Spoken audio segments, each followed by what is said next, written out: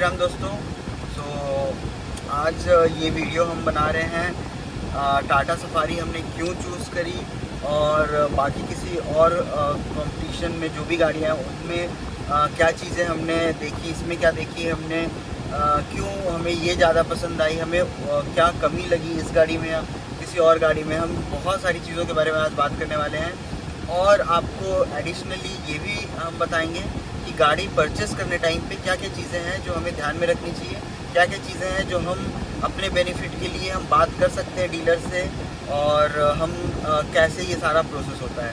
तो video skip मत करिएगा। अगर आपको हमारी वीडियोस पसंद आ रही हैं तो प्लीज़ लाइक करिए, अगर आप चैनल पे नए हैं तो सब्सक्राइब करिए और कोई भी क्वेश्चन हो तो आप कमेंट करके ज़रूर पूछिए, हम आंसर ज़रूर करेंगे।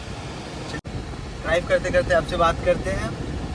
हाँ, तो फिर हमारा पहला ये सवाल है कि आपने टाटा सफारी क्यों चूज़ की? आपको मतलब इतना क्या पसंद आया इस सफारी में? तो सफारी हमने क्यों चूज़ करी, हम स्टार्टिंग से बताते हैं। हम जब कार लेने का डिसीज़न लिए तो ऐसा तो था नहीं कि हम सबसे पहले स्टार्टिंग में ही हमें सफारी ही लेना था। तो स्टार्टिंग से मैं बताता हूँ कि कैसे कैसे हमने क्या क्या किया। तो अब अगर आपने वीडियोस देखी होंगी हमारी तो आपको पता होगा कि मैंने मेरे एक छोटी सी सिली मिस्टेक की वजह से पापा का एक i20 कार था वो खो दिया था। तो मुझे वैसे भी पापा को एक गिफ्ट करना था। तो घर में ऐसे यूं ही बात करने में मैंने पापा से भी पूछा कि गाड़ी कौन सी लेनी है, क्या लेनी है। तो पापा ने कहा कि एर्टिगा ले लो, 7 सीटर चाहिए थी हमें। तो पापा ने कहा कि एर्टिगा ले लेते हैं। तो पापा को वो ज़्यादा माइलेज वाला चाहिए था और ज़्यादा पैसे खर्च करने नहीं थे। तो पापा एर्टिगा के ऊपर तो जा ही नहीं रहे थे। तो हम गए एर्टिगा भी देखे। हम सबसे पहले हमने एर्टिगा ही देखा। तो वो 12-13 लाख ऐसे 14 लाख का था एक शोरूम प्राइस जो हमें पसंद आ रहा था। मतलब कि जो हमारे रिक्वायरमेंट्स थे उसके टॉप वेरिएंट भी बहुत ज़्यादा ऐसे महंगे नहीं हैं। तो हमने देखा तो हमें उतना कुछ मतलब खास नहीं लगा एर्टिगा में, बिकॉज एर्टिगा माइलेज भी उसकी 17-18 के आसपास ही थी, बहुत ज़्यादा से 20 प्लस भी नहीं था। और हमें उसमें वो कंफर्ट मतलब वो मज़ा नहीं आ रहा था कि भैया दूसरी गाड़ी हम ले रहे हैं। और i20 गाड़ी थी हमारे पास पहले, सॉरी। तो वो उस वहाँ से जब हम अब नेक्स्ट कार ले रहे हैं तो हम एर्टिगा में मतलब वो एक जो होता है ना कि बहुत ज़्यादा एक जंप होता है, वो ऐसा टाइप का कोई लग नहीं रहा था कि मतलब बहुत कोई हैवी जंप हम ले रहे हैं, बहुत बड़ा अपडेट कर रहे हैं। तो फिर एर्टिगा देखे हम, उसके बाद फिर हमने किया कैरेंस देखी थी। तो फिर किया कैरेंस देखने गए तो किया कैरेंस बहुत सही गाड़ी है। ट्रस्ट में किया कैरेंस बहुत अंडररेटेड कार है। बिकॉज आप अगर यूट्यूब वगैरह पे आप यूट्यूब करोगे या फिर जितना भी आपको इतना मतलब सोशल मीडिया पे वो इतनी पॉपुलर कार नहीं है, बट अगर आप उसको सामने से जाके देखो ना तो आपको किया कैरेंस बहुत ही ज़्यादा वो प्रैक्टिकल कार है। बिकॉज कार में आपको प्रैक्टिकलिटी तो मिलती ही है, उसमें आपको माइलेज भी अच्छा खासा मिल जाता है, आपको वो कंफर्ट लग्जरी भी मिल जाती है। कंफर्ट इन द सेंस बहुत ज़्यादा ऐसा कंफर्ट नहीं है, बट ऑफ कोर्स उस प्राइस पॉइंट पे बहुत अच्छा कंफर्ट है वो। और स्पेस आपको गाड़ी को देखकर पता नहीं चलेगा कि वो बाहर से कि उस गाड़ी में कितनी स्पेस है। ट्रस्ट में आप गाड़ी एक बार देखो अंदर से, उस गाड़ी में सच में बहुत ज़्यादा स्पेस है।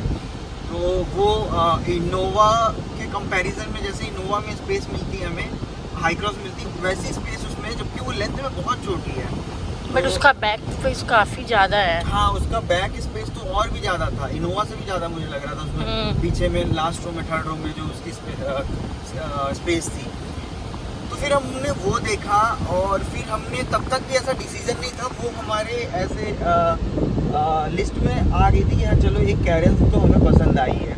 और वो अप्रॉक्स 20-21 लाख की रेंज में मिल रही थी। बिकॉज हमें वो वेंटिलेशन वाला चाहिए था फीचर, वेंटिलेटेड सीट करके जो आता है।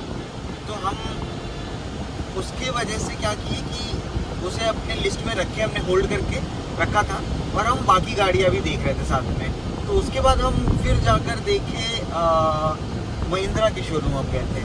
तो महिंद्रा में हमने स्कॉर्पियो एन देखा, XUV 700 देखा और वो दोनों ही गाड़ी हमें पसंद आई थी। तो हमने वो दोनों भी कंसीडर किया था। उसके बाद फिर हम टोयोटा के शोरूम गए थे और हाई क्रॉस देखा था हाई क्रॉस और फॉर्च्यूनर, दो गाड़ियाँ हमने वहाँ पे भी देखी थी। अभी एक क्वेश्चन जो मन में आ रहा होगा आपके कि कहाँ अर्टिगा है, कहाँ हाई क्रॉस, फॉर्च्यूनर, हाँ जी एक्सयूवी, बिल्कुल, क्योंकि इसमें प्राइस डिफरेंस बहुत है। तो काफ़ी है। तो मुझे ऐसा था कि मुझे गाड़ी अच्छी चाहिए थी, प्राइस पॉइंट पे मतलब मैं उतना ज़्यादा कंसर्न नहीं था कि मुझे इतने में ही गाड़ी लेनी है या इतना ही लेना है, ऐसा फ़िलहाल नहीं था कुछ। तो मैंने 60 लाख तक की सारी गाड़ियाँ देखी। तो और मैं आपको बताऊंगा भी कि 60 लाख तक की गाड़ी देखने के बाद भी मैंने सफारी क्यों ली, वो भी मैं आपको इस वीडियो के एंड तक क्लियर हो जाएगा। तो हुआ यूँ कि अब फॉर्च्यूनर देखे, अब हाई क्रॉस देखे, तो इनोवा भी देखे थे, जो क्रिस्टा है।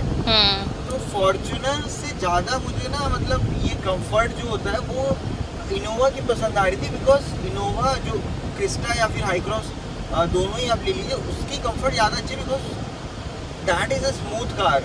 इनोवा जो है वो बहुत स्मूथ कार है, उसमें वाइब्रेशंस आपको पता नहीं चलते हैं, नहीं चलता बिल्कुल भी। फॉर्च्यूनर में क्या है कि उसकी जो सबसे अच्छी बात है, मुझे ड्राइव करने में जो मज़ा आया है ना, फॉर्च्यूनर और स्कॉर्पियो, इन दो ही गाड़ी में मुझे ड्राइव करने में सबसे ज़्यादा मज़ा आया, बिकॉज दोनों का पिकअप और वो पावरफुल इंजन हालांकि स्कॉर्पियो एन का एक्सयूवी सफारी जैसा ही है, 2.2 का है, इसमें 2.0 का है, बट फॉर्च्यूनर का 2.8 आ जाता है। लेकिन फिर भी मुझे स्कॉर्पियो एन का वो जो पंच है, फॉर्च्यूनर में भी वो जो है ना इंजन, वो ड्राइव करने में जो मज़ा आता है वो फॉर्च्यूनर में था। बट अगर आप इतना पैसा खर्च कर रहे हो तो आपको वो जो लग्जरी होता है ना, वो आप कहीं ना कहीं ढूंढते हो अपनी गाड़ी में कि भैया मेरी गाड़ी में वो लग्जरी होना चाहिए। The cabin which you are sitting in, that should be a best cabin what you are paying for. अगर आप कितना भी सफारी में मैंने लिया तो मेरे दिमाग में एक ही चीज़ थी कि भाई 35 लाख रुपए अगर मैं दे रहा हूँ तो मुझे ऐसा जिस केबिन में मैं बैठा हूँ ना वो मस्त होना चाहिए, बिकॉज गाड़ी हमेशा मैं ही नहीं चलाने वाला हूँ, पापा भी ड्राइव करेंगे। तो वो थोड़ा बहुत जो मार्जिनल डिफरेंस होता है ना ड्राइव में, वो आपको ऐसा, अभी टेस्ट ड्राइव करने टाइम पे क्या है कि मैं हर गाड़ी को एक एक करके चला रहा हूँ तो मुझे वो पता चल रहा है, but day to day life में आज से कंटिन्यू मतलब 6 महीने बाद, साल भर बाद मुझे वो उतना ये नहीं लगेगा कि यार मेरी गाड़ी में वो थोड़ा सा इतना और पंच रहता ना, तो मुझे वो इतना नहीं लगेगा। इस गाड़ी की जितनी भी गाड़ियाँ मैं बता रहा हूँ ना, एसयूवीज़ में एक्सयूवी हो गई, 700, सफारी, स्कॉर्पियो एन, फॉर्च्यूनर, ये सारी गाड़ियाँ बहुत अच्छी हैं, पिकअप वाइज हर एक चीज़ बहुत अच्छी है। बट वो जो केबिन होता है वो मेरे लिए बहुत इंपॉर्टेंट था। फॉर्च्यूनर मुझे थोड़ा मिसिंग था, हालांकि फीचर्स उसमें कुछ कुछ कॉमन थे सफारी से, जैसे जेस्चर कंट्रोल, इलेक्ट्रिक जो बूट होता है जो ओपन होता है, टेलगेट, वो इलेक्ट्रिक टेलगेट उसमें भी है, बट या इसमें जेस्चर कंट्रोल भी आ रहा था उसके साथ, और इलेक्ट्रिक सीट एडजस्टमेंट, ये सब कुछ था। सीटिंग कंफर्ट भी, फॉर्च्यूनर की सीट्स के जो कंफर्ट होते हैं ना वो भी अच्छे थे, ऐसा नहीं है। बट मुझे वो गाड़ी में हर एक चीज़ जो मतलब हर सर्वगुण संपन्न वाला वो फीलिंग नहीं आ रहा था, कहने का मतलब। हाई क्रॉस देखा मैंने, हाई क्रॉस भी कंसिडर किया था हमने, बट ये सब गाड़ियाँ हमने छोड़ा क्यों ना, वो मैं बताता हूँ आपको साथ ही साथ। फॉर्च्यूनर का तो मैंने आपको बता दिया, कंफर्ट फीचर्स मुझे नहीं मिल रहा था कि भैया मैं 50-60 लाख रुपए खर्च कर रहा हूँ और मुझे वो वैसा नहीं है। हाँ, तो फीचर्स की कमी लग रही थी। और मतलब मैं आईटी बैकग्राउंड से आता हूँ तो मुझे वो थोड़ा सा ना चाहिए कि अपडेटेड कार चाहिए मुझे, वो सब चीज़ें ना उसके अंदर नहीं थी कि मैं उसके अंदर बैठ के ऐसा नहीं बोल सकता था कि हाँ मैं 60 लाख में सबसे बेस्ट कैबिन में बैठा हूँ, नो। तो वो मेरा एक डील ब्रेकिंग पॉइंट था। हाई क्रॉस मुझे बहुत अच्छी लगी थी, गाड़ी भी बहुत अच्छी है। थोड़ा सा वो उसमें ना जैसे ये सनरूफ का जो लाइट वगैरह है बड़ा आफ्टर मार्केट लगता है, बट उसमें सीटिंग कंफर्ट अच्छी है, गाड़ी भी बहुत अच्छी है। फीचर्स तो उसमें भी अडास वगैरह सब कुछ आ ही जाते हैं अगर आप VX के ऊपर का मॉडल लेते हो तो उसको बस कंसिडर ना करने का एक ही रीज़न था, क्योंकि हाई क्रॉस के बारे में हमने रिसर्च किया और बहुत सारे ऐसे जगह पे ब्लॉग्स या वीडियोस में पता चला कि वो हिल्स एरिया में आपको थोड़ा सा टफ टाइम देगा। मतलब अगर आप हिल्स में चला रहे हो तो आपको वो पावर की ना कमी लगेगी, बिकॉज ऑन पेपर भी हाई क्रॉस का पावर बहुत कम, आई थिंक 1 समथिंग 40 या कुछ ऐसा PS का पावर है, मुझे एग्जैक्टली फिगर याद नहीं है, बट उसका पावर बहुत कम है। मोस्टली हम हिली एरियाज़ में ट्रैवल करते हैं, तो मुझे वो चीज़ मालूम था कि वो मेरे लिए थोड़ा सा मुश्किल कर सकता है, तो मेरा वो डील ब्रेकिंग पॉइंट था। तो और लग्जरी भी उसके अंदर भी ऐसा एकदम सफारी वाली जो लग्जरी है ऐसा नहीं था, बट फिर भी ठीक था। कैरेंस हमने इसलिए फिर लास्ट में, कैरेंस का मैंने बताया नहीं इसलिए वापस बता रहा हूँ। कैरेंस में क्या था कि कैरेंस बहुत अच्छी गाड़ी थी, उसका रोड प्रेजेंस इतना अच्छा नहीं था, और जैसे जैसे हम थोड़ा सा हाई बजट की जो गाड़ियाँ हैं वो हम देखने लगे ना, तो कहीं ना कहीं वो फीका पड़ गया। मुझे लगा यार इतना पैसा खर्च कर रहा हूँ, रोड प्रेजेंस नहीं मिलेगा तो फिर क्या ही गाड़ी लेने का है। तो वो थोड़ा सा, मुझे गाड़ी अंदर से बहुत अच्छी है, बाहर से मुझे वो डब्बे जैसी लग रही थी, तो मैंने कहा कि यार वो जिसको 20 लाख रुपए में गाड़ी चाहिए, कैरेंस के लिए बेस्ट है। बेस्ट है। आपको माइलेज चाहिए, आपको कंफर्ट चाहिए, आपको SUV वाला वो जो एक होता है ना, क्या कहते हैं, एटीट्यूड, या फिर जो SUV वाला एक पंच होता है, वो सब नहीं मिलेगा आपको। वो गाड़ी चलाने में भी आपको बहुत ज़्यादा ऐसा मज़ा नहीं आने वाला है, लेकिन फिर भी मतलब ठीक है, वो कार ऐसा बहुत कुछ ख़राब नहीं है, अच्छी गाड़ी है वो। तो इस वजह से हमने कैरेंस भी हटा दिया था कि भैया उसमें वो रोड प्रेजेंस नहीं आ रहा है। तो ओके, अब आते हैं सफारी पे। तो हम लास्ट में, सबसे लास्ट में हम सफारी देखने गए। तो सफारी जब हमने देखा तो सबके मतलब ऐसे हक्के वक्के छूट गए थे कि भाई ये क्या गाड़ी बना दी है टाटा वालों ने। क्योंकि सफारी जब हम देखे थे ना, तो सफारी एक्चुअली में हमने डुअल टोन वाला देखा था, टॉप मॉडल। तो उसमें भी लेदर सीट्स वगैरह हैं, और जो टॉप मॉडल का इतना बढ़िया इंटीरियर है ना, मतलब डुअल टोन आप ले लो या डार्क एडिशन ले लो, बट जो भी इंटीरियर इन्होंने बनाया ना, ये इतना लाजवाब बनाया है। मतलब आप अंदर से देखो, आप एक बार इंटीरियर देखो, आपको लगेगा ही नहीं कि भाई टाटा वाटा का, इंडियन मेकर कार कंपनी की ये इंटीरियर्स हैं। ये पूरा मतलब रेंज रोवर को उठा के उन्होंने कॉपी कर दिया, लोगो हटा के इन्होंने टाटा का लगा दिया। मुझे तो ऐसा लग रहा था बहुत ही। मुझे XUV सामने XUV एक जा रही है, मुझे एक्चुअली में XUV की इंटीरियर से ऐसा प्रॉब्लम नहीं था, बहुत अच्छा इंटीरियर है, बट उसके इंटीरियर से भी ज़्यादा इंटीरियर सफारी का अच्छा है। ट्रस्ट मी, नई वाली जो सफारी आई है ना, उसका इंटीरियर बहुत ज़्यादा अच्छा है एक्चुअली में। और ये गाड़ी भी ऐसी है ना कि इसके ऊपर वो कलर सूट करते हैं। अभी सफारी की डुअल टोन आने लगा था, जो लॉन्च हुआ डुअल टोन आया, ये सब आया। तो अभी XUV वाले भी डुअल टोन ला दिए थे, रूफ टॉप ब्लैक रहेगा और बॉडी पेंट अलग रहेगा, बट सफारी में सूट करता है। और मुझे पर्सनली सफारी का लुक ज़्यादा अच्छा लगता है। बहुत से लोग हैं जिनको XUV का ज़्यादा, मुझे XUV का पसंद है, बट सफारी का उससे भी ज़्यादा पसंद है। सफारी का रोड प्रेजेंस अनमैच्ड है। अभी मैं गाड़ी चला रहा हूँ ना, आप बिलीव नहीं करोगे, ये अगर आप सामने से गाड़ी में बैठ कर आ रहे हो, ये गाड़ी आपके सामने से जा रही है, आप नज़र नहीं हटा सकते एक बार के लिए। तो आपका वो आई कैचिंग पॉइंट जो होता है ना, वो इस गाड़ी में है। और ये हम गाड़ी लेकर जब आए हैं जब से, तो हमने भी ये चीज़ नोटिस किया, क्योंकि हमने डार्क एडिशन लिया है। तो ब्लैक कलर की गाड़ियों की एक ही प्रॉब्लम होती है कि आपको साफ़ रखना पड़ता है। गाड़ी अगर आपकी चमचमाती हुई है ना, तो ये डार्क एडिशन जो सफारी है, ये तो लोग, हम लिटरली नोटिस करते हैं कि लोग देख रहे हैं, मतलब मोड़ मोड़ के देखते हैं, काफ़ी टाइम तक देखते हैं। अपनी गाड़ी से बाहर निकल के भी गाड़ी को देखते हैं जब हम ओवरटेक करके जाते हैं। तो वो हम नोटिस किए हैं, राइट जी बिल्कुल। हमने गाड़ी लेने के बाद से ये चीज़ काफ़ी नोटिस किया है। तो ये एक चीज़ था। कलर में ये कि आप डार्क एडिशन ले सकते हो, डुअल टोन का भी अच्छा है, ऐसा कुछ ख़राब नहीं है, बट वो डुअल टोन वाला मतलब कलर, उसका इंटीरियर मुझे ज़्यादा अच्छा लगता है। बाहर से डुअल टोन का इंटीरियर मुझे एक्चुअली में बहुत ज़्यादा पसंद है। हम सफारी जो चूज़ की, हमने वही गाड़ी ही हमने देखी थी।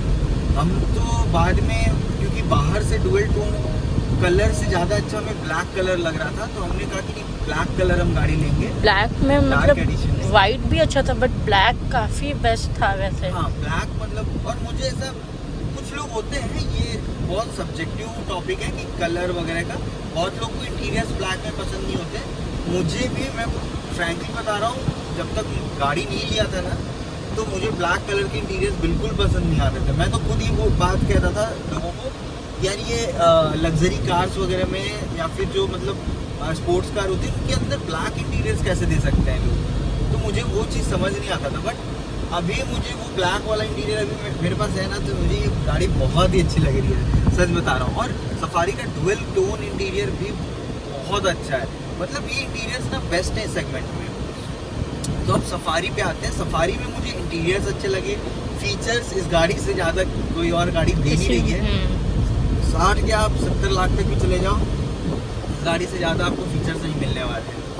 और ये गाड़ी आप टॉप मॉडल लोगे तो आपको स्टेट वाइज डिफर करेगा। हमें ये गाड़ी मतलब 35 की मिल गई, including PPF, AMC, extended warranty, हर एक चीज़ मिला जुला के 35 का पड़ गया हमें। तो ऐसे ये गाड़ी 33 के आसपास, 34 ऐसा लगभग बैंगलोर वगैरह सिटीज़ में थोड़ा ज़्यादा है, वहाँ तो पता नहीं 36 या 38 पहुँच जाता है इसका टॉप मॉडल। बट ऐसा आपके आसपास मतलब मेजर सिटीज़ में ना इतना बढ़ जाता है। और हमने BH नंबर लिया है, तो आपको पता ही होगा BH नंबर है, आपने देखा होगा। तो BH नंबर में आपको एक बार में वन शॉट पेमेंट नहीं करना होता RTO का, तो वो आपको हर 2 साल में करना है। तो वो भी एक तरीके से हमें अच्छा ही है कि इकट्ठे पैसे नहीं देने पड़ते RTO के। बट वो आपको BH नंबर के लिए एलिजिबल होना पड़ेगा, सबको नहीं मिलता वो। तो वो एक चीज़ है कि सफारी में हमें इंटीरियर अच्छे लगे थे, फीचर्स अच्छे लगे थे। अब हमारे लिए जब तक हम सफारी देखने गए थे तब उस पॉइंट पे ना मतलब उस पीरियड ऑफ टाइम पे हमें एक चीज़ समझ में आ गई थी कि अगर हम इतने पैसे दे रहे हैं तो हमें रोड प्रेजेंस अच्छी चाहिए। तो रोड प्रेजेंस आप सफारी का जितना अच्छा है वो मतलब कोई बोलने वाली बात नहीं है। सफारी का रोड प्रेजेंस अनमैच है, मैंने पहले ही कहा, तो वो भी चीज़ हमें यहाँ पे सेटिस्फाई कर रहा था।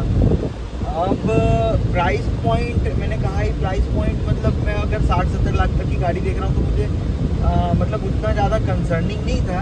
बट हाँ, मुझे मालूम है ये चीज़ XUV वगैरह से थोड़ा XUV 700 से कॉस्टलियर है ये गाड़ी। बट हाँ, इसमें मुझे वो रोड प्रेजेंस मिल रहा था। डार्क एडिशन खास करके ना सफारी का बहुत ही अच्छा लगता है। 19 इंच के अलॉयज व्हील्स मिल रहे थे आपको। तो मतलब इंटीरियर डार्क एडिशन में मतलब पूरा जो ब्लैकिश था वो आपको पसंद नहीं था। आप आउटर के लिए मतलब फिर भी थे कॉन्फिडेंट, बट इंटीरियर के लिए हाँ, तो मैंने बोला ना कि ये इंटीरियर ब्लैक कलर का ना मैं कॉन्फिडेंट नहीं था, बिकॉज मैं पहले भी लोगों को ये बात कहता था कि यार ब्लैक कलर के इंटीरियर्स कैसे गाड़ी में ले सकते हैं, मतलब कैसा ही लगता होगा। बट ये गाड़ी लेने के बाद मुझे बाकी 1-2 कार्स में मैंने ब्लैक कलर इंटीरियर्स सामने से देखा है, मुझे पसंद नहीं आया। बट इसका ब्लैक कलर मुझे पसंद आया। और इसमें थोड़ी थोड़ी डिटेलिंग आप अगर डैशबोर्ड पे देखोगे तो वो ब्लू कलर का एक पैटर्न है।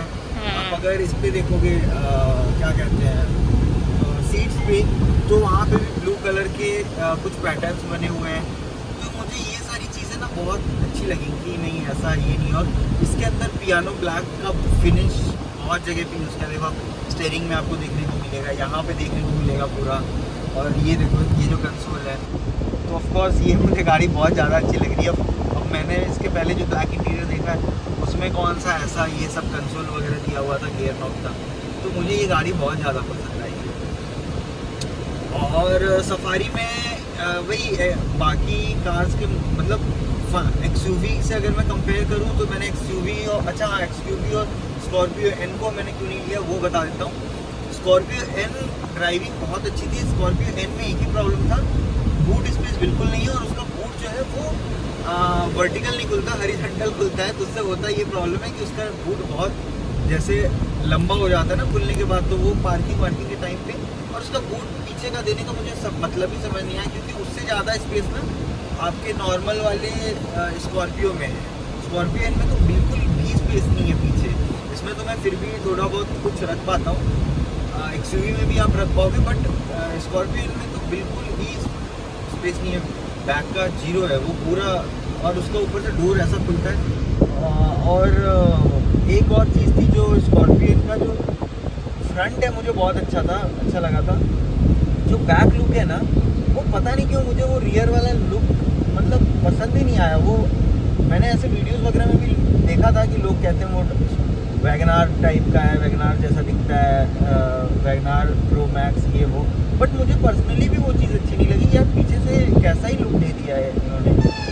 और XUV 700 की हर चीज़ ही अच्छी थी। मुझे ऐसा कुछ प्रॉब्लम नहीं था उससे। बट वो गाड़ी अपडेट उसका मैं वेट कर रहा था कि अपडेट हो जाएगा तो शायद अच्छा आ जाएगा। तो 2024 में अपडेट तो किया उन्होंने, बट बहुत सारी चीज़ें मिसिंग थी, जैसे ये ऑटो डिमिंग आयर भी हम नहीं देते हैं। और मतलब वो गाड़ी है ना, उसकी यहाँ पे आप अगर देखोगे तो इस जगह पे कैसा उठा हुआ पार्ट है, तो वो नहीं आई थी तभी से ही है। तो वो बाद में भी उन्होंने वो हटाया नहीं, वो अंदर से आपको उतना पता नहीं चलता। बट आप अगर मिरर डाउन कर दो ना, मिरर अप में भी चलेगा, मिरर डाउन किए अगर आप, तो ये वाला यहाँ का जो एक अलग सा पोर्शन है ना, वो अलग सा ही दिखता है वो। तो वो कुछ चीज़ें थी। और बाकी XUV 700 में ऐसा इंटीरियर अच्छा है, बट सफारी जैसा अच्छा नहीं है। तो मुझे ये थोड़ा प्लस पॉइंट लगा सफारी का, क्योंकि सफारी का इंटीरियर काफ़ी ज़्यादा अच्छा है। बहुत सारे फीचर्स हैं जो मतलब ESP मोड्स आपको उसमें शायद 11 आ जाते हैं XUV में, इसमें 19 आते हैं। तो ESP मोड जो होते हैं वो हमारी सेफ्टी के लिए होते हैं, वो भी इसमें ज़्यादा मिल रहे थे। और ADAS का उसमें 2024 में भी वो अपडेट होने के बाद भी उसमें ADAS का लेवल 1 मिलता है, इसमें लेवल 2 मिलता है। तो इसमें पीछे भी रडार दिया हुआ है, आगे भी है, इसमें सिर्फ आगे है, पीछे नहीं है। तो इसमें रियर कॉलिजन वार्निंग भी आता है, रियर कॉलिजन वार्निंग उसमें नहीं आता है। उसमें आपको सिर्फ पार्किंग के लिए, पार्क असिस्ट के लिए उसमें कैमरा आपको मिलता है 360 डिग्री कैमरा। और कुछ चीज़ें हैं, जैसे इसका जो इंफोटेनमेंट स्क्रीन है ना, वो काफ़ी बड़ा है, ये बेस्ट इन द सेगमेंट है। आपको मैं एक बात बताऊं, ये जो इंफोटेनमेंट सिस्टम सफारी देता है ना, और जो कैमरा सिस्टम देता है, कैमरा भी बेस्ट इन द सेगमेंट है, ये इंफोटेनमेंट सिस्टम भी बेस्ट है। आपको जैसे मैं ऐसे इंडिकेटर वगैरह दूंगा ना, तो या फिर जैसे पार्किंग मोड में जो कैमरा आता है ना, ये जैसे देखो 360 डिग्री कैमरा दिखाता है, ये फुल आता है ना। ये XUV में एक तो स्क्रीन छोटा है, उसमें भी पूरी स्क्रीन में नहीं आता, वो थोड़ा सा यहाँ पे छोटा सा दिखता है। या फिर मैं जब इंडिकेटर भी दूंगा ना, तो देखो आप जिस साइड का इंडिकेटर दूंगा उस साइड का व्यू दिखाता है। तो मुझे ये ना काफ़ी बड़ा लगता है और काफ़ी कन्वीनियंट होता है, क्योंकि बड़ी स्क्रीन है तो वो बड़ा, वो XUV का लंबा सा दिखता ज़रूर है, बट उसका इंफोटेनमेंट सिस्टम का जो XUV की भी वैसे मतलब सफारी जैसी तो नहीं, बट उसकी भी इंटीरियर काफ़ी मतलब अच्छी है। हाँ, इंटीरियर मैंने बोला ना, इंटीरियर तो बहुत अच्छी है। वो आउटर लुक में इतनी मतलब खास नहीं, बट उसकी इंटीरियर अच्छी है, बट हाँ। सफारी की इतनी नहीं है। हाँ, इंटीरियर सफारी के ज़्यादा अच्छे हैं। वही मैं कुछ पॉइंट्स बता रहा हूँ कि इंफोटेनमेंट सिस्टम जो है ना, वो ज़्यादा बेटर है। और क्योंकि यही जो कैमरे वगैरह का मैंने बताया, तो वो उसके 10.25 इंच का शायद स्क्रीन है, इसका तो 13 कुछ आ जाता है। तो अच्छा है, मतलब कुल मिला के यही है कि मुझे सफारी में सारी चीज़ें। और एक चीज़ है, जैसे कि एक फीचर है, अगर आप एंड्रॉयड ऑटो या एप्पल कारप्ले आपने कनेक्ट कर रखा है, तो आप जब भी आप नेविगेशन लगाओगे ना, तो आप चाहो तो यहाँ पे भी ना नेविगेशन लगा के आप देख सकते हो। अभी मेरा कनेक्टेड नहीं है, वरना मैं अभी दिखाई देता लगे यार। बट वो मैंने देखा है, वो बहुत अच्छा होता है। और यहाँ पे भी आप फुल स्क्रीन में कर सकते हो, बीच में भी आता है वो, आप वापस से एक बार ओके वाला बटन दबाओगे तो फुल स्क्रीन में आ जाता है।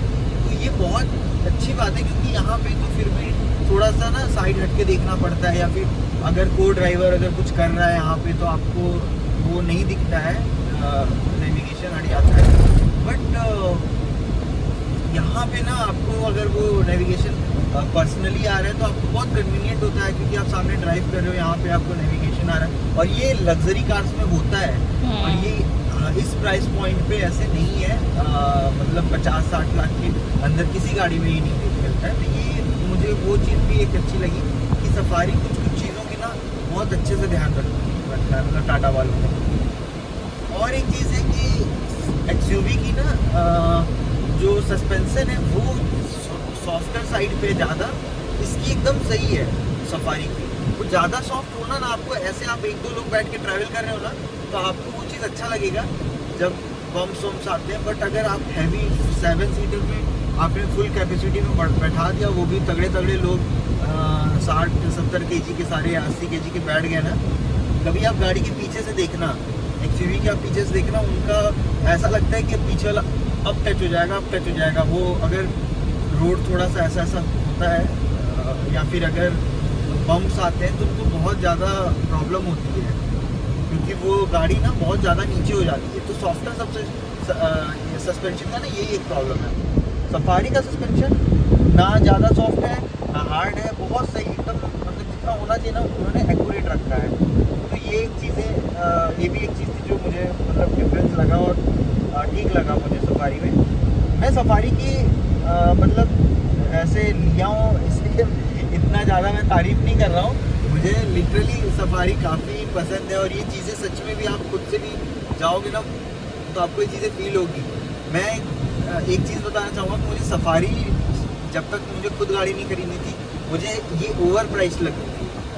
जब भी बातें होती थी ना तो मैं यही बोलता था सफारी बहुत ज़्यादा ओवर प्राइस है, इतना महंगा करने का क्या ही जरूरत है, वो भी मतलब टाटा की गाड़ी है, इतना महंगा, ये तो मतलब समझ ही नहीं आता। लेकिन एक्चुअली में बहुत सारी चीज़ें हैं ना जो सफारी में आपको एडिशनली मिलती है जो बहुत यूज़फुल है। तो वहाँ पे देखिए जैसे आपको एक ये आ रहा होगा, उस साइड के मिरर में दिखाना अभी वो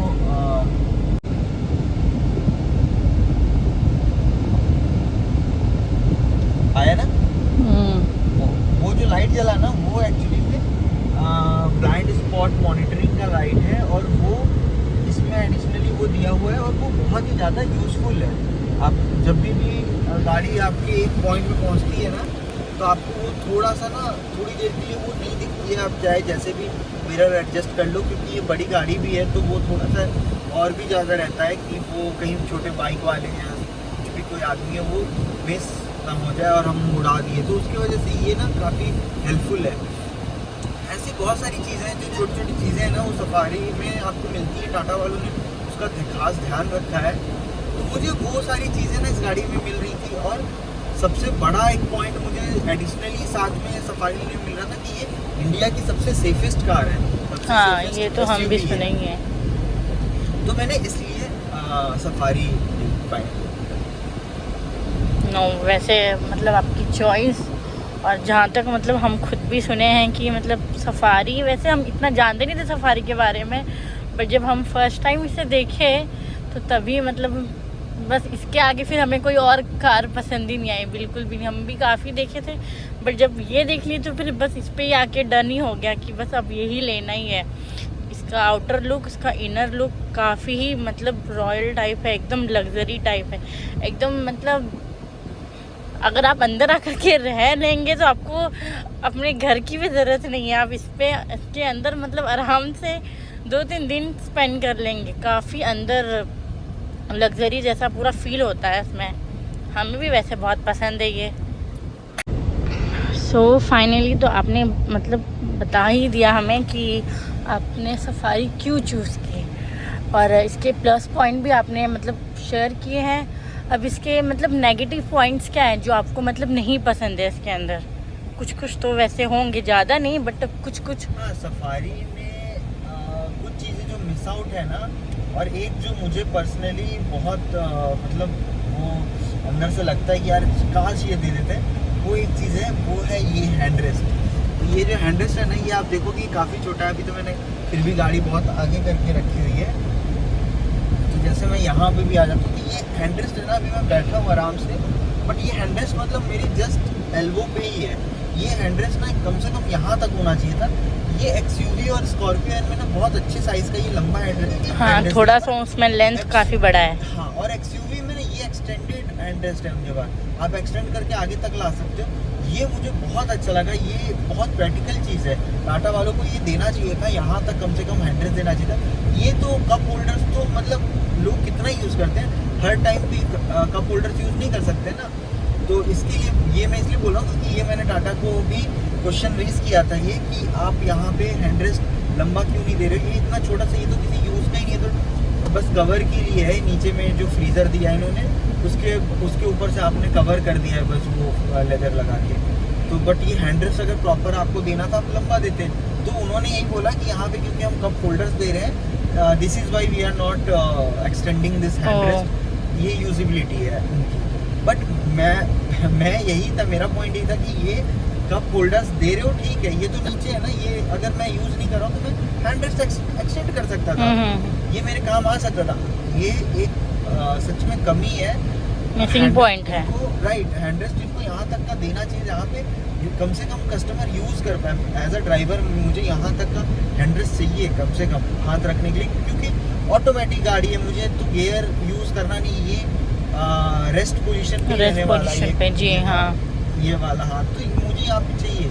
अगर मैं इस दोनों हाथ से ड्राइव करता हूँ तो ठीक है, या फिर अगर मैं इस हाथ को ऐसे रख लेता हूँ तो ठीक है। बट क्योंकि अभी मैनुअल कार्स भी चलाने का आदत होता है जनरली लोगों को, तो मैनुअल कार्स में ये हाथ गियर के लिए यूज़ होता है, तो हम इसी हाथ से मोस्टली ड्राइव करते हैं।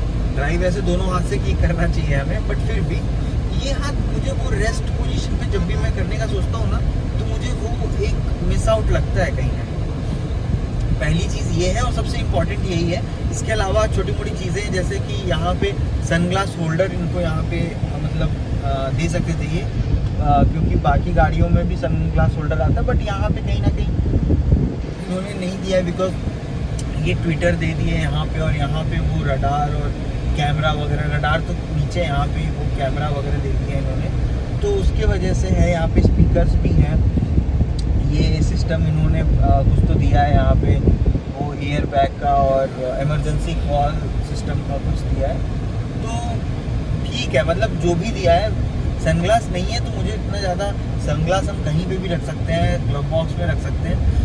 यहाँ पे डोर्स में इन्होंने इतनी ज़्यादा जगह दी हुई है कि हम वहाँ पे भी रख सकते हैं। अगर हमारे पास कवर है तो हम ईजिली रख सकते हैं, कहीं पे भी कवर नहीं है तो भी हम रख सकते हैं, ग्लव बॉक्स में रख सकते हैं। मुझे इतना ज़्यादा पर्सनली मिस नहीं होता है, क्योंकि सनग्लास नहीं होना, सनग्लास होल्डर नहीं होना बहुत ज़्यादा ऐसा मिस आउट नहीं है, बट ठीक है, वो एक चीज़ यहाँ पे नहीं है। बाकी इसकी लेंथ अगर और थोड़ी सी होती, बूट स्पेस और थोड़ा सा होता, तो अब मुझे ये नहीं पता इसकी क्या इफेक्ट हो सकते थे, लाइक प्राइस पॉइंट क्या है हो सकती थी, इनको क्या नॉर्म्स फॉलो करना चाहिए था। बट थोड़ा लेंथ और लंबा होता ना तो इनका बूट स्पेस थोड़ा और बड़ा हो सकता था, तो वो एक चीज़ है जो मुझे लगता है कि अगर वो हो जाता तो और भी अच्छा होता वैसे। बस यही है कुछ पॉइंट जो मुझे मतलब उतने ये नहीं लगते। हाँ, एक और चीज़ है कि टाटा वाले इतना एक्टिव नहीं रहते हैं। लेन कीप असिस्ट इस गाड़ी में दिया हुआ है इन्होंने, बट गाड़ी को लॉन्च हुए काफ़ी समय हो गया है, 6 महीने 8 महीने पहले गाड़ी लॉन्च हुई थी, 2023 के एंड में लॉन्च हुई थी, और उसके बाद इन्होंने सेल करना भी चालू कर दिया 24 से, तो बहुत बिक्री गाड़ियाँ। लेकिन फिर भी इन्होंने अभी तक सॉफ्टवेयर अपग्रेड नहीं दिया है लेन कीप असिस्ट का। आई एम टोटली सरप्राइज कि भैया आप लोग ऐसा कैसे कर सकते हो, ना मतलब महीना निकल गया है और आप लेन कीप असिस्ट आप अभी तक अपनी गाड़ी में दिए नहीं हो। इसका क्या मतलब हुआ कि आप अभी तक श्योर नहीं हो, आपने टेस्टिंग नहीं करी है प्रॉपर तरीके से, क्या है। तो ये आप इन चीज़ों का ना थोड़ा वो क्या होता है कि कंपनी के नेम पे बहुत इफेक्ट पड़ता है। अभी सेफ्टी को लेकर टाटा का नाम है कि भैया टाटा की गाड़ियाँ ना सेफ होती है, वो कहीं ना कहीं लोगों को फ़र्क पड़ता है, इसलिए टाटा की गाड़ी और ज़्यादा बिक रही है आज के डेट में। अभी देखो ये बम्प से निकल गया, हमें पता भी नहीं चला है ना, तो वो वही सस्पेंशन का मैं बात कर रहा था कि सस्पेंशन इसके काफ़ी अच्छे हैं इसके, ऐसा नहीं कि सॉफ्ट होने चाहिए, सॉफ्ट होने से भी प्रॉब्लम होता है। हाँ, तो यही रीज़न है, यही चीज़ें मुझे मतलब ऐसा ये लगता है कि हाँ थोड़ा सा मिस आउट है, बस। मतलब बस यही आपकी कंप्लेन है थोड़ी सी। हाँ, ये सफारी हेडरेस्ट को लेके मेरी मेन कंप्लेन है, और ये सॉफ्टवेयर अपग्रेड जो है ना, ये आपको बहुत अच्छे तरीके से करनी चाहिए। अच्छा, तो बस आपके लिए और एक लास्ट क्वेश्चन है कि आप ये बताइए, आपको टाटा सफारी वैसे ये ड्राइव करने में कैसा लगता है? ड्राइव करने में भी टाटा सफारी मज़ा ही आता है। मैंने जैसा कि बताया कि वो जो एक होता है कि गाड़ी ये होती है जो चलाने में मज़ा आता है। एसयूवी सेगमेंट ही ऐसी है कि आपको गाड़ी चलाने में मज़ा आए, क्योंकि इसमें वो एक पंच मिलता है, फील आता है एक, क्योंकि गाड़ी का भी इसका तो साइज़ भी इतना बड़ा है। एंड बाय द वे एक चीज़ आपको बताना चाहूँगा कि इस गाड़ी की विड्थ जो है, चौड़ाई है, वो सेगमेंट में सबसे बड़ी है। मतलब सेगमेंट मतलब मैंने 50-60 लाख तक की जो गाड़ी देखी थी, सबसे चौड़ी गाड़ी थी ये। फॉर्च्यूनर से भी इसकी ऑन पेपर भी ये चौड़ी गाड़ी है, और ऐसे भी ये आपको ड्राइव करने में भी आपको वो चीज़ का पता चलता है, क्योंकि आप इतना बड़ा बोनेट लेके रोड पे चल रहे होते हो ना, तो किंग ऑफ रोड वाला वो फील आता है।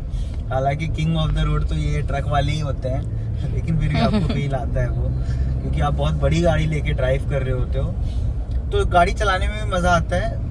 मैंने स्कॉर्पियो एन और फॉर्च्यूनर का नाम इसलिए लिया था क्योंकि उसमें एक पंच मिलता है। आप जब वो चलाते हो ना तो आपको वो एक जो किक है वो थोड़ा सा ना ज़्यादा मिलता है XUV 700 और सफारी के कंपैरिजन में, क्योंकि इनमें थोड़ा सा लीनियर एक्सेलरेशन है। बट ठीक है, मुझे मतलब सफारी का एक्सेलरेशन भी, क्योंकि इसमें जो इंजन है ना क्रायोटेक का बहुत अच्छा इंजन है, जीप के भी गाड़ियों में ये यूज़ होता है। 2.0 लीटर का इंजन है ये, और इसमें आपको माइलेज भी ठीक ठाक मिल जाती है। और इसमें मैं हमेशा देखिए, अभी भी मैं इको मोड पे ही गाड़ी चला रहा हूँ। इको मोड पे ना गाड़ी में आपको सफिशिएंट पावर मिलता है, पिकअप मिलता है, आप आराम से गाड़ी चला सकते हो और अच्छा पिकअप भी निकाल सकते हो। हाँ, अगर आपको कभी ऐसे गाड़ी ड्राइव पे आप हाईवे पे ले जा रहे हो, आपको एकदम चाहिए वो फील चाहिए मतलब अच्छा वाला ना, तो आप स्पोर्ट्स मोड पे कर दो। मैं ये स्पेसिफिकली इसलिए बोल रहा हूँ ना कि ये गाड़ी अगर आप ले रहे हो तो ये, या फिर ये इंजन जिस गाड़ी में है वो गाड़ी अगर आप ले रहे हो तो आप ऑटोमेटिक गियर बॉक्स लेना, बिकॉज इस इंजन का ऑटोमेटिक गियर बॉक्स के साथ जो भी गाड़ी आती है ना बहुत ही अच्छी है। और सफारी में तो बहुत ही स्मूथ, मतलब इसका ऑटोमेटिक गियर बॉक्स बहुत अच्छा है सफारी का। तो आप अगर सफारी लेने का प्लान कर रहे हो तो आप मैनुअल लेने की बजाय एक बार ऑटोमेटिक ट्राई करना, क्योंकि ये इस गियर जो ऑटोमेशन है इसका बहुत अच्छा है, स्मूथ है। और जो इसमें इसका जो इंजन है ना सफारी में, वो बहुत ही अच्छा है ऑटोमेटिक गियर बॉक्स के साथ। आपको जब भी आप हार्ड पंच करते हो, आपको अगर तेज़ मतलब या फिर ओवरटेक कर रहे हो, तो उस टाइम पे ना आपको ये एक अलग सा आपको एक पंच निकाल के देता है, वो तुरंत ही डाउन शिफ्ट करके, और वो जो वाली जो एक फीलिंग होती है ना वो तुरंत ही आ जाती है आपको। और स्पोर्ट्स मोड में तब तो गाड़ी का अलग ही लेवल का मतलब पिकअप होता है। अच्छा है इसका सफारी का भी पंच, ऐसा नहीं है कि बहुत जब हम टेस्ट ड्राइव लेने गए थे तब तो मुझे ये चीज़ फील भी हो रहा था, बट एक बंदे को तो फील भी नहीं हो रहा था कि भाई कोई डिफरेंस भी है दोनों गाड़ी के इसमें। तो ऐसा होता है, अगर आप बहुत गाड़ी चलाते हो, आपको बहुत डिफरेंट टाइप की आप गाड़ी चलाए हो, तो आपको वो चीज़ पता चलेगा वो डिफरेंस। बट आपको डे टू डे लाइफ में इस चीज़ का इतना फ़र्क नहीं पड़ने वाला, इतना पता नहीं चलने वाला है कि क्या डिफरेंस है क्या नहीं है, मतलब वो एक्सीलरेशन का। गाड़ी चलाने में बहुत मज़ा आता है, बहुत अच्छी गाड़ी है। ऑटोमेटिक गियर बॉक्स चूज़ करना अगर आप सफारी प्लान कर रहे हो, सफारी का ऑटोमेटिक गियर बॉक्स बहुत अच्छा है। और गाड़ी चलाने में भी मज़ा आता है और गाड़ी में बैठने में मज़ा आता है, क्योंकि केबिन इसका बहुत अच्छा है। केबिन की बात हमने ऑलरेडी कर रखी है। इसमें गाड़ी का ना इंसुलेशन भी बहुत अच्छा है, क्योंकि गाड़ी का जो इंजन है ना सफारी में क्रायोटेक का, वो इंजन एक्चुअली में बहुत नॉइजी इंजन है। अगर आप गाड़ी के बाहर रहोगे ना, और मैं अगर रेफ कर रहा हूँ गाड़ी को, तो आपको पता चलेगा गाड़ी कितना ज़्यादा साउंड करता है। जैसे बाहर से ऐसा मतलब फॉर्च्यूनर वगैरह का जैसा साउंड है ना, सेम वही उस लेवल, क्योंकि डीजल इंजन ऐसे भी नॉइजी होती है। और इतनी बड़ी आप गाड़ी ले रहे हो तो आपको, हाँ बहुत लोगों का कंप्लेन होता है कि सफारी में पेट्रोल इंजन नहीं आता। यार पेट्रोल इंजन करो क्या, पेट्रोल इंजन मतलब बड़ी गाड़ी ले रहे हो तो मुझे तो यही लगता है कि डीजल इंजन लेना चाहिए। बाकी दिल्ली NCR जैसे सिटीज़ में भी लोग पेट्रोल इंजन प्रीफर करें, क्योंकि वहाँ पे रूल आ गया है डीजल इंजन के ऊपर, तो ठीक है। बट डीजल इंजन अच्छा रहता है बड़ी गाड़ियों के लिए, और डीजल इंजन नॉइजी होता है। और इस गाड़ी में जो आपको इंजन मिलता है वो तो और भी नॉइजी है। तो आपको वो गाड़ी के अंदर में अगर इंसुलेशन अच्छा नहीं है ना, तो वो आपको फील आता है। जैसे फॉर्च्यूनर का बात मैं कर रहा था कि फॉर्च्यूनर में वो आपको पता चलता है कि वो वाइब्रेशन स्टीयरिंग व्हील को जो आप पकड़ते हो, और जब आप अंदर बैठते हो तो वो जो नॉइज़ आता है इंजन का, तो वो एक चीज़ है जो आपको थोड़ा सा डिस्टर्ब कर सकता है। तो इसलिए इंसुलेशन होना बहुत अच्छा इंसुलेशन होना बहुत ज़रूरी है। इस गाड़ी में अच्छी इंसुलेशन है, तो आपको अंदर बैठ के उतना ज़्यादा पता भी नहीं चलेगा कि आप डीजल गाड़ी चला रहे हो। और बहुत हार्ड प्रेस करते हो आप एक्सीलेटर पे, तब आपको मालूम पड़ता है कि हम भाई बाहर डीजल इंजन काम कर रहा है। ये तो ऐसे उतना ज़्यादा पता नहीं चलता। अब बात करते हैं गाड़ी लेते समय आप कैसे थोड़े बहुत बेनिफिट्स उठा सकते हो, जो मैंने वीडियो के स्टार्टिंग में आपको प्रॉमिस किया था वो बताता हूँ। जब भी आप गाड़ी लेने जाओ तो आज की डेट में आप कहीं से भी गाड़ी ले रहे हो ना, एक शोरूम के प्राइस पे कोई भी आपको कम नहीं करेगा प्राइस, एक्स शोरूम प्राइस कोई भी जल्दी कम नहीं करेगा। बट हाँ, एक चीज़ है कि अगर आप पहले से आप बात करें, और हमेशा ना जब भी आप ये बात करने के तरीके पे भी डिपेंड करता है, आप थोड़ा सा कंपटीशन क्रिएट करो। लाइक आप अगर किसी एक टाटा की गाड़ी ले रहे हो तो आप टाटा की आप अपने सिटी में 2-3 शोरूम में जाओ और देखो कि आपको कहाँ पे अच्छे से ट्रीट किया जा रहा है, कहाँ पे थोड़ा वो पुश कर रहे हैं, मतलब आपके लिए कुछ एक्स्ट्रा करने को। जैसे ये गाड़ी जब मैंने ली तो इसमें आप देख सकते हो नीचे 7D मैट लगा हुआ है। नॉर्मल मैट मिलता है जनरली गाड़ी के साथ, वो 400-500 वाला, बट ये 7D मैट जो है वो 8000 का है इसका, टाटा सफारी का, सॉरी। तो ये 7D मैट मैंने एक्स्ट्रा लिया है, कार कवर एक्स्ट्रा लिया है, और बाकी जो चीज़ें होती हैं वो सब तो है ही है। तो ये जब आप गाड़ी ले रहे होते हो ना, तो ये इन चीज़ों का थोड़ा ध्यान रखा करो कि आप कुछ थोड़े बहुत एक्सेसरीज आप एक्स्ट्रा ले लो डीलर से, वो दे सकते हैं, वो चाहे तो आपके प्राइस भी कम कर सकते हैं। ये दो चीज़ में से कोई एक तो वो कर ही सकता है, या तो आपको एक्सेसरीज कुछ एक्स्ट्रा दे दे 10-15 हज़ार का, या तो आपका कुछ प्राइस कम कर दे ओवरऑल 10-15 हज़ार या 20 हज़ार का। तो वो ये कर सकते हैं, अप टू 30,000 वो कर सकते हैं, क्योंकि जो एक्सचेंज बोनस होता है ना, या फिर कैशबैक कैश बोनस होता है, ये सब कभी न हर टाइम पूरे साल भर में हर गाड़ी पे कुछ ना कुछ ऑफर रहता ही है कंपनी के साइड से। कुछ ना भी हो तो भी 10-15 हज़ार डीलर अपने साइड से कम कर सकता है हमेशा। तो आप बस एक बात का ध्यान रखिए कि बात करते वक्त थोड़ा सा वो कंपटीशन क्रिएट करिए। जैसे कि हमने वहाँ पे भी टाटा के शोरूम में बात किया था, वो तो इतना कह रहे हैं, वो कह रहे हैं कि कुछ एक एक्सेसरीज एक आध एक्स्ट्रा दे देंगे। अगर कहीं और आप जा रहे हो तो फिर वो उसका बता दो कि भैया वो हमें कुछ ऐसा ज़्यादा दे रहा था। ऐसा करके ना आपको बात करना आना चाहिए बस। बाकी आपको ऐसे 10-15 हज़ार 20 हज़ार की एक्सेसरीज कोई बड़ी बात नहीं होती है डीलर के लिए, वो देते नहीं है अलग बात है, बट आप बात करके ना करवा सकते हो। ऐसा नहीं है आपको बहुत ज़्यादा मगजमारी करने की ज़रूरत है, वो आप एक आध बार बोलोगे ना तो वो कर लेते हैं।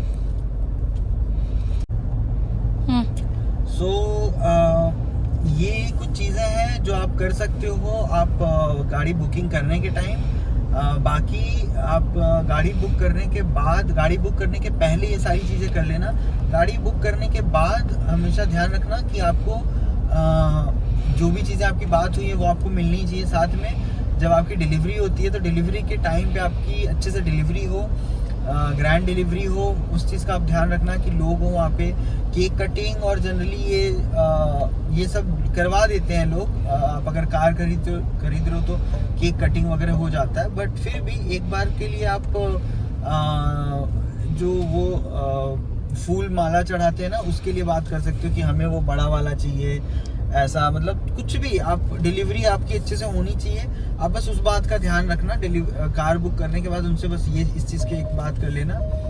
कार डिलीवरी होने के टाइम पे PDI करना बहुत ज़रूरी है। तो आप प्री डिलीवरी इंस्पेक्शन जिसको बोलते हैं, बहुत अच्छे से करना। आप गाड़ी में कहीं पे भी खरोच वरोच हो, किसी भी कंपनी की कार लो, आपको ये PDI करना बहुत ज़रूरी है, क्योंकि स्क्रैच होना बहुत आम है, क्योंकि गाड़ी कहीं और से आ रही है, महाराष्ट्र से गाड़ी आ रही है, आप डिलीवरी ले रहे हो कहीं पे, कहीं और बंगाल में, कहीं पे भी, तो वो ट्रैवलिंग में ना कहीं पे कुछ हो जाता है, बट वो कंपनी की वालों की जिम्मेदारी कि वो आपको ठीक करके दे। वो चीज़ आपको एक्चुअली में दिखनी भी नहीं चाहिए। अगर आप उनके गाइडलाइन के हिसाब से चलोगे ना, तो कंपनी उनको ये कहती है कि अगर कुछ ऐसा होता भी है तो ये कस्टमर को डिलीवरी के टाइम पे दिखना भी नहीं चाहिए। तो आप PDI जब भी करो, अगर आपको दिख रहा है ऐसा कुछ भी, तो आप उसको वहीं के वहीं ठीक करा सकते हो।